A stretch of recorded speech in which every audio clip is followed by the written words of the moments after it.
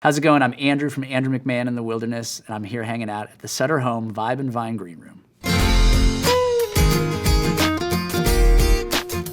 To go to Napa, I think it's food and wine. Just the ability to be outside and tasting great wine and eating good food is a real privilege, and something that people who live here and get to visit here, you know, it's really special.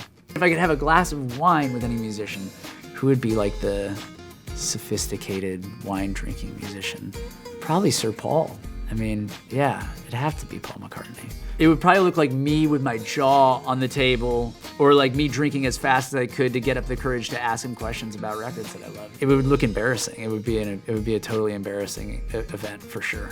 Andrew McMahon in the Wilderness was sort of my first supposed like solo full-length record. You know, I've been making records under the name Jack's Mannequin and Something Corporate for a lot of years, but really I think this record was born out of you know, a desire to start fresh and to start over. I was the youngest of 5 kids growing up, so there was always tons of music in my house. Like the records that I really gravitated towards that I heard, I mean, Michael Jackson was massive. You know what I mean? I mean, obviously it's massive for every kid in the 80s, but that was big.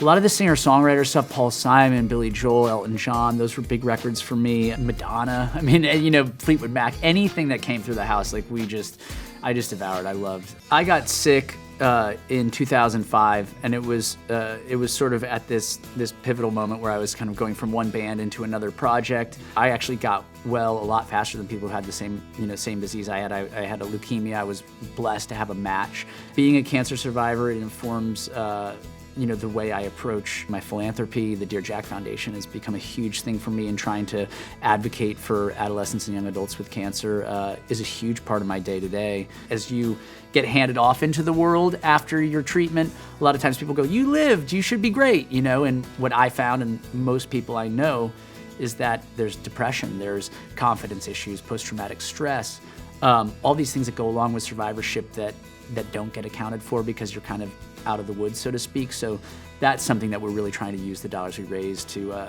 impact. Navigating the waters of post-cancer and survivorship were really laced into a lot of the songs that I wrote. I mean, there was a record after that called The Glass Passenger that is a lot about those experiences I had.